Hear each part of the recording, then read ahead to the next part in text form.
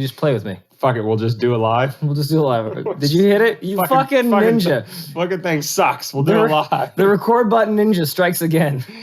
Sometimes, it's just mid-conversation. I'm like, this is a good spot. Boom, got you. We're on. We're walking live. in on somebody in the bathroom. I might be brushing my teeth.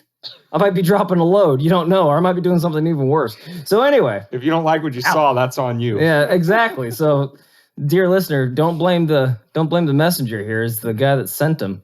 Anyway. Yeah, if you're confused about how we're just like jumping in mid-sentence, there's your answer. He just feels it's right. He just lets it fly. Yes. Any eventful activities this week? Since I've sobered up from last week? David is. I got really excited for episode 69, and you might have heard me lose my excitement. Well, I wanted to take a nap halfway through. And I mean, some inside baseball for the listeners, in case if this wasn't obvious. We recorded 68 and 69 like literally back to back. I was gonna come home the next day and I was like, "Hey, you want to go again?" Then somebody vanished like a fart in the wind.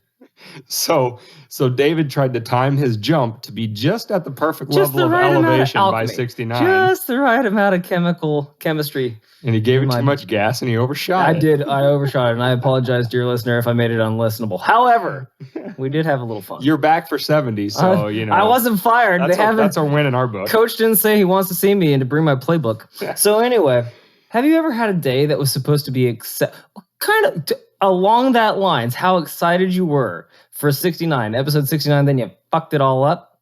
Like, that was today. Today was supposed to be a day of days. Like, we'd get in early. It's a little bit different schedule for us this week, but you know what? We're gonna make it work because we got Thanksgiving coming up. It's gonna be an exciting holiday. We had a couple of activities planned. We're gonna have a day of it. Yeah, it was. Yeah. And then excitement abounds. A selfish freaking family member decided to go and get in a car accident. Play bumper cars. Yeah. Shame. Thought that it was an okay thing to do on a Saturday. That's a Monday kind of bullshit move, all right? My Monday already sucks. Throw another log onto the fire. How about that on Monday? The proverbial turd log that is. It's like somebody's got a case of the Mondays. Yeah. You deserve to get your ass kicked saying something like that. But anyway. And we're being purposefully abstract about the family member because we have not gotten consent to put their business. We don't know if they're going to survive. Is basically what we're saying here.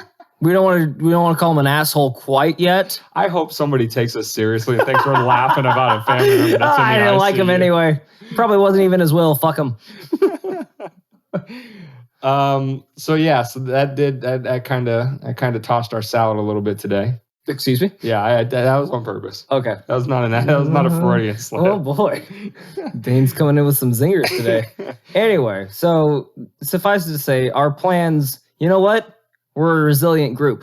I'll admit that. That's right. The show goes on. We are improvising, we are adapting, and we are overcoming, and you are getting your episode this week, damn it. And presuming one of the two people here leaves his mic on. And presuming one of the two of us can stay in the room because I just pissed on my shirt and put it on my head so I don't overheat. Like Bear Grylls did. I mean, okay. That was the improvised. I was playing with you. And then you didn't. That's how. I didn't know you don't know what you're. Okay. Mr. Meme King himself didn't know the improvise, adapt, and overcome was Bear Grylls. Listen, I may not be a meme king, but I am now. That's hard to say. As of the last 24 hours, a TikTok edgelord. Meme king. So things are blowing up over there on the double T's. So if you haven't followed us there, search Weapons and Meme Destruction on TikTok. Give us a follow. Share our stuff. You probably say it right if you getting some. What'd I say? You said TikTok. Whatever. The kids know. The kids know. The kids know what's going on. TikTok is cooler than TikTok. Well, I think we should probably jump in. No, you want to? Let's do it. Do it.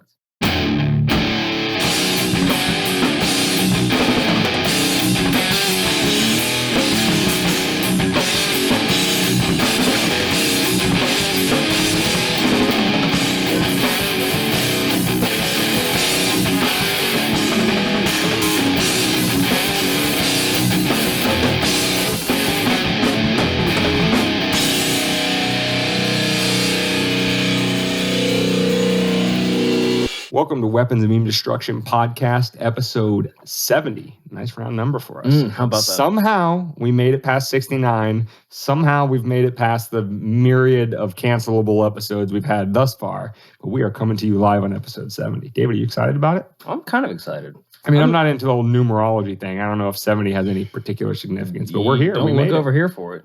I'm just thinking about how a nice little rug might push this studio up a couple of notches. Yeah, a rug, some other things to dead in the corner so we can actually get on camera and show you our pretty faces on YouTube.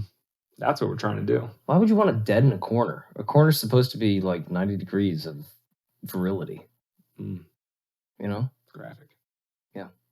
Anyway, so we gave you, this was obviously not planned, but on episode 68, we discussed at least from a 50,000 foot view level of the Rittenhouse trial, because again, we acknowledged that we have day jobs. Okay, we don't have time to sit there and watch every single question during every freeloaders over here aren't paying us yet, so yeah, let us be bums that just sit around and all why day haven't they entertain with that wonderful content we put out the last couple of weeks?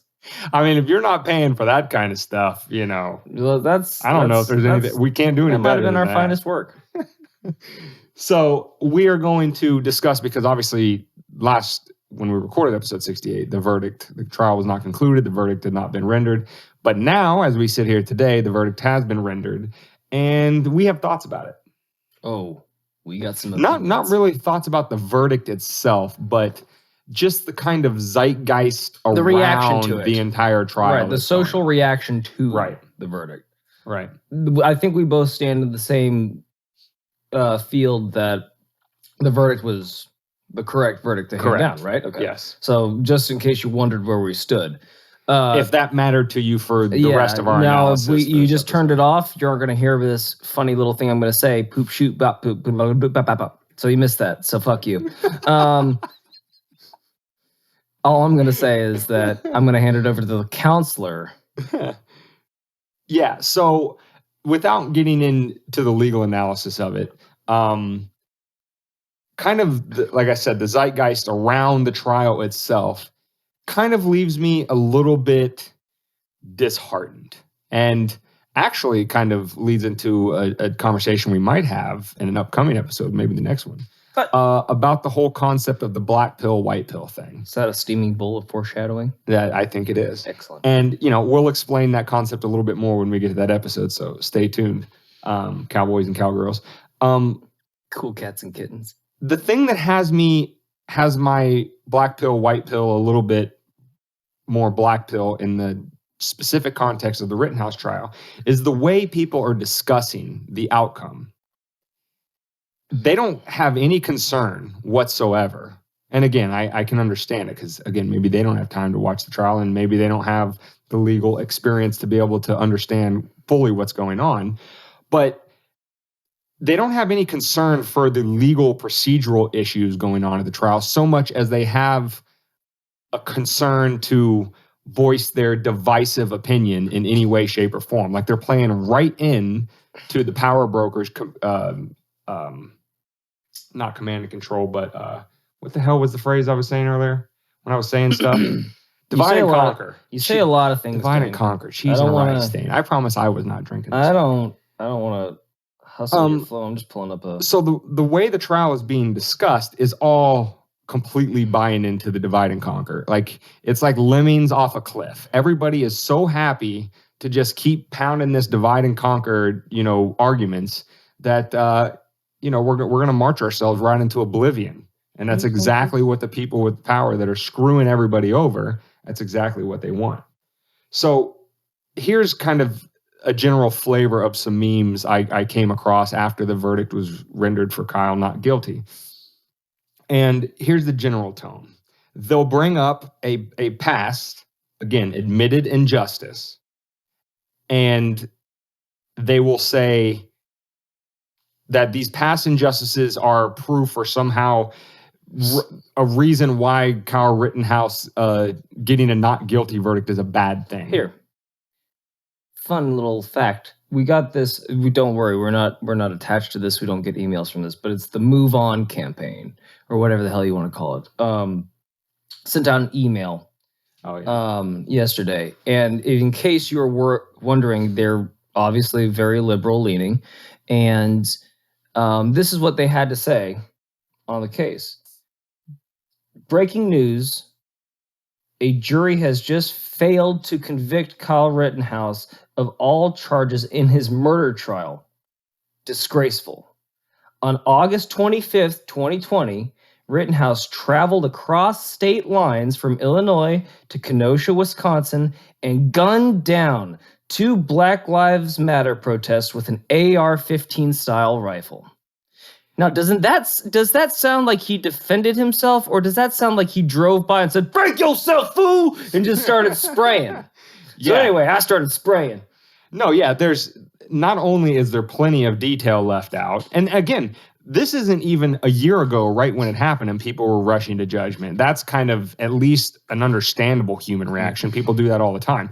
This is after a year of the event actually occurring. And after, 3 weeks of trial, people are still holding on to this narrative. And again, if it was a little too subtle for you there, what they're trying to get at, by leaving out key details and by being very vague about other details where specificity is important. So, for example, when they say nuance, when they say Black Lives Matter protesters, they want to plant the seed in your brain that Rittenhouse just went around, specifically targeted Black individuals and shot them. To wit, most of the people that I discussed this with, that just knew the that just knew the basic vagaries of this trial, they didn't even know that the suspects, like when I informed them, had no idea they were Caucasian or white. Right. They thought that they were all Black.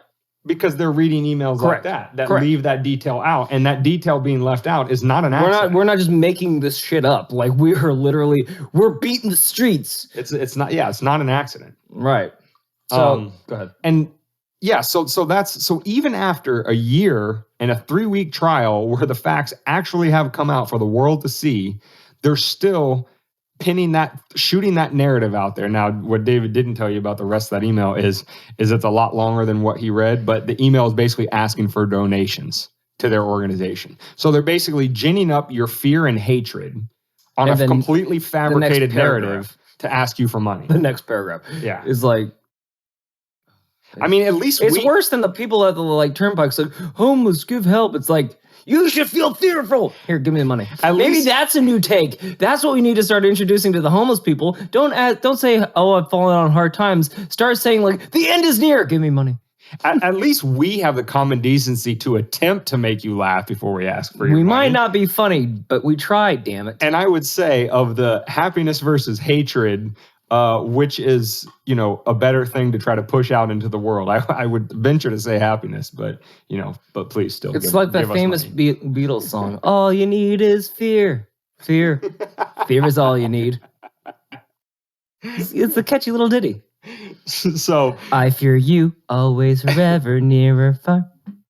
So hopefully I got that stuck in somebody's head. Now back to some of the memes that I've been seeing and why it's got me disheartened. So they'll use a past injustice in another case, and obviously the point, similar to what David was bringing up, the point is all of the victims in these past injustices were Black, and obviously Rittenhouse is white. But the memes will go something to this effect. The cops killed Tamir Rice. The cops killed Jacob Blake. The cops killed Breonna Taylor.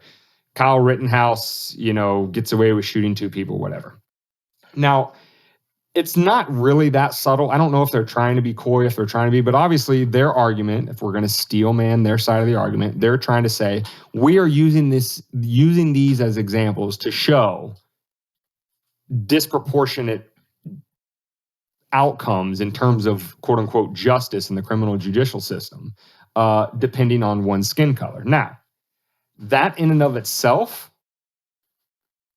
you don't need to disagree with that to find out that the rest of their point is absurd. Somebody can, in good standing and completely logically and principally consistent with themselves, say, those first 3 examples that you gave were terrible miscarriages of justice. Somebody should have been punished, the cop, the state agent that killed these individuals, and that didn't happen, and that's a tragedy.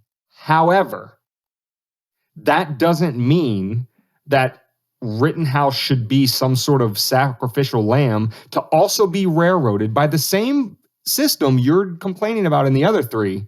It's this like weird flex how it's like, because these bad things happen to these other people, then we also want something bad to happen to this kid. Despite the facts that came out about his self-defense, we want bad things to happen to him because that's going to somehow balance the scales. What?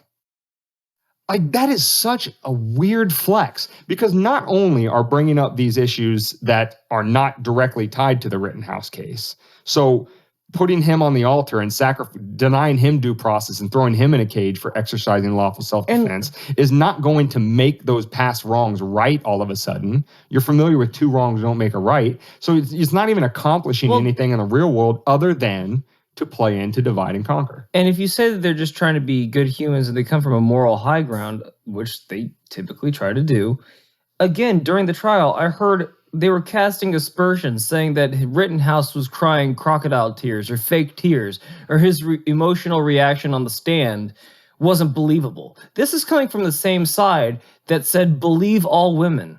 #B2. Like, if anyone would say they just had, it almost got to the point where it was, if you just had a bad date, you could be a part of the Me Too movement, for God's sake. This is the same side that says you can't call fat people fat because their feelings get hurt.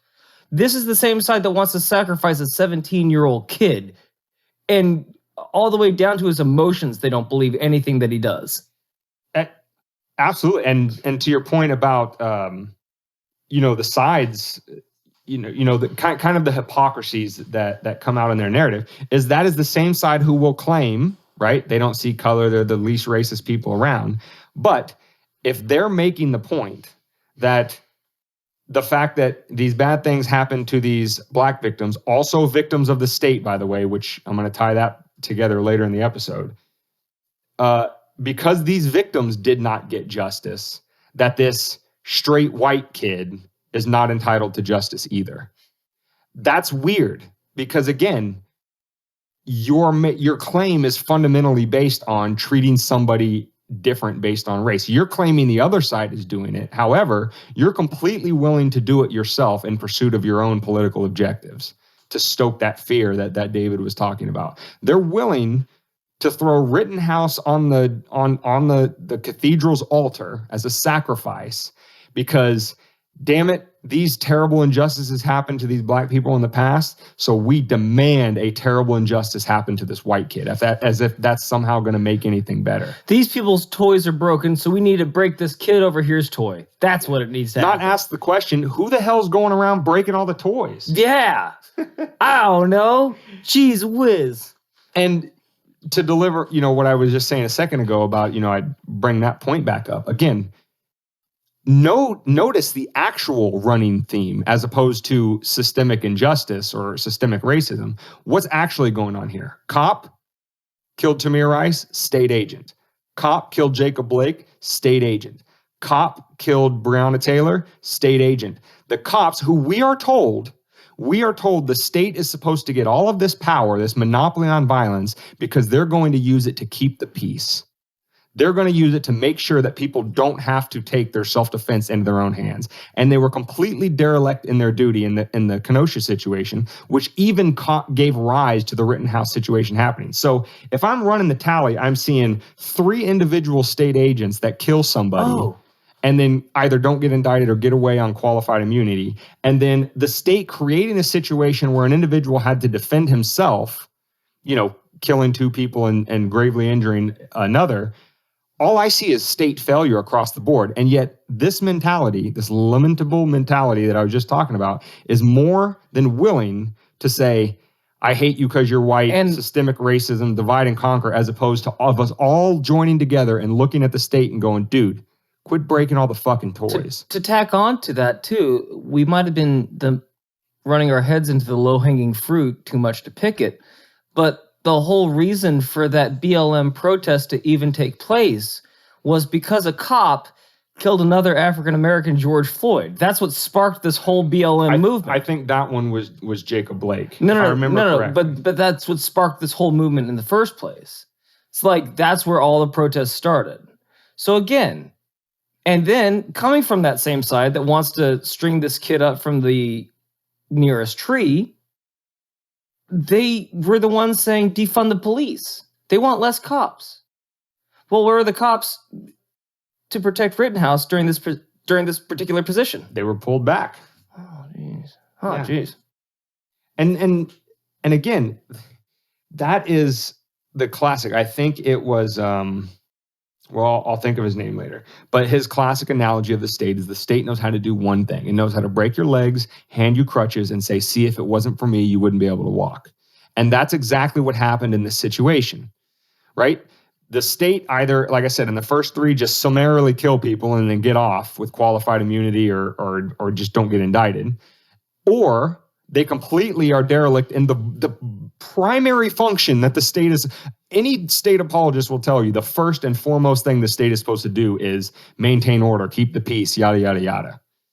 And they don't do that basic function, and then we're left in this situation. And if that isn't the quintessential examples, oh, by the way, the entire powder keg was started by a series of abuses by state agents going all the way back to, Michael Brown in 2013, is the state repeatedly building up the powder keg, making us pit us against each other, which these people are more than willing to buy into.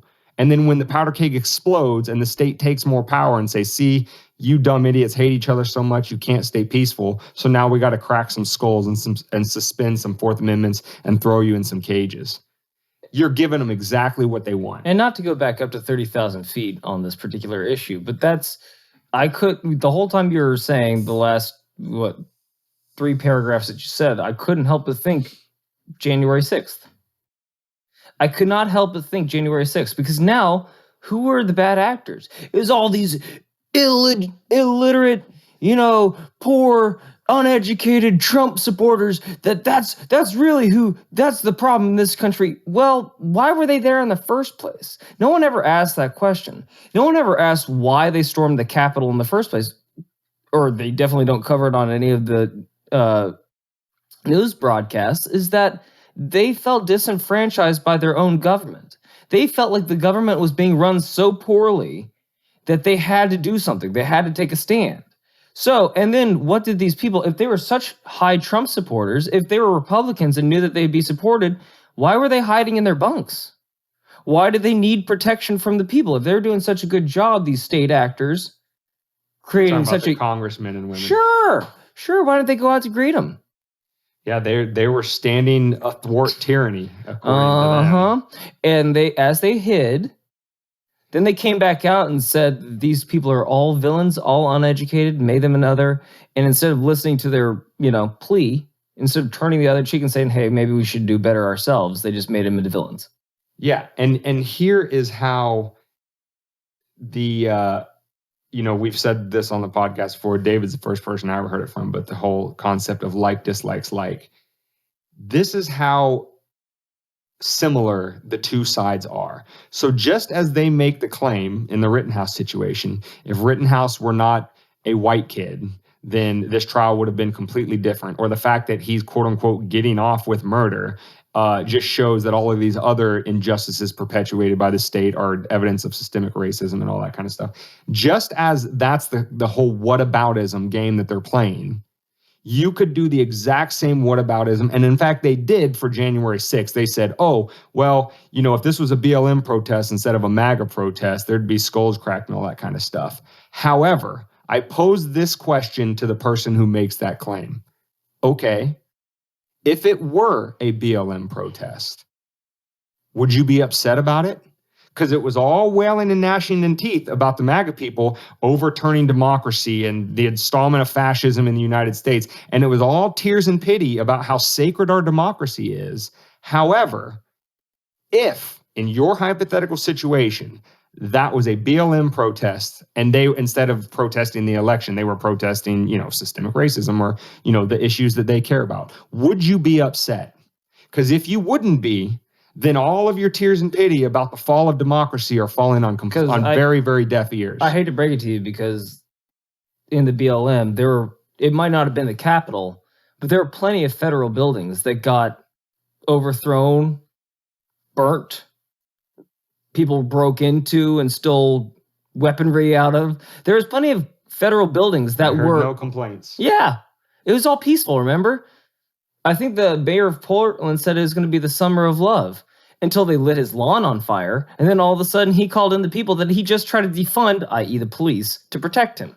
Like that's the rhetoric that's as far as they're willing to go. They're willing to let us kill each other in the streets and say it was a moral high ground for this side and it was justified, or it wasn't, depending upon which side you choose to look at it from, until it lands on their doorstep. And then, like the January 6th thing, they go and hide in their little bunkers. They hide from the same element and the same reaction, the chemical reaction they created with their rhetoric. They won't own up to it, and they continue to blame other people for it. Yeah, and really think about how disgusting this whole, and again, this is Manichaeanism in practice. Think about how disgusting the real world practical conclusions would be. For the person who's saying January 6th, if it was BLM, there would be skulls cracked. I think we can all agree that if we saw that, we would be like, those skulls shouldn't be cracked. That's also wrong. But think about what you're subtly asking for. You're asking for, because it was a MAGA rally, you would have been perfectly fine with skulls getting cracked. Just because you don't, agree with their objectives or whatever, you don't agree that their concerns about election fraud are legitimate. Fine. You can think they're scum of the earth. You can think they have stupid conspiracy theories and conclusions and all that kind of stuff. I grant you all of that. But you are implicitly asking, you are almost cheering on skulls to be cracked because you don't agree with their conclusions. Just as, again, admittedly, they would probably say of a BLM protest who did the same thing. That's the dislikes like. You're the same people. So you've allowed yourselves to be tribalized to a point that you are more than happy to continue the divide and conquer and keep those in power in power. To bring the sunshine back into your life, like this podcast always does, we're just saying that use this as information. Like, don't let them turn American citizens into the other.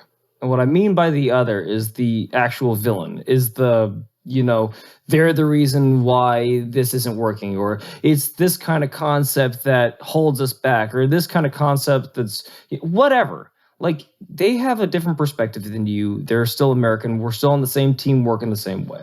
That's basically what it is. Just don't trust the people that are telling you what to think about other people. That's usually the biggest marker.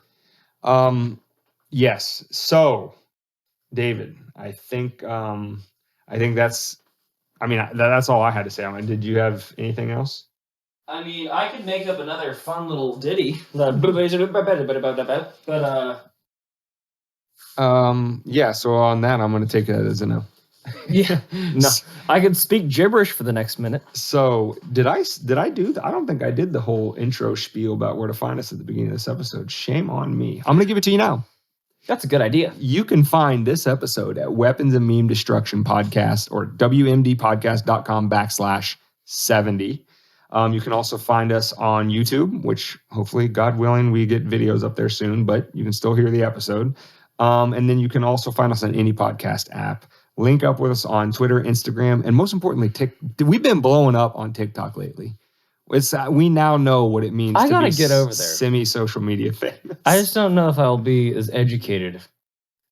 I'll just do stupid stuff. You need to be what you are on this podcast because that's what the people came to see. Drunk? Yeah. So, episode 70. Link up with us at all those places. Come to the website, wmdpodcast.com, and jump on the email list to stay in closer contact. And always feel free to support the show. Buy a shirt, throw us some bones every month. You can find all that at the website too. We hope we made you laugh a little bit so that we earn that dollar and not make you hate everybody around you. And you know what? I feel like it's going to be a decent day, Tater. I think we might have salvaged this one. Okay. All right. Well, with that, we will see you on the other side of Turkey Day for episode 71.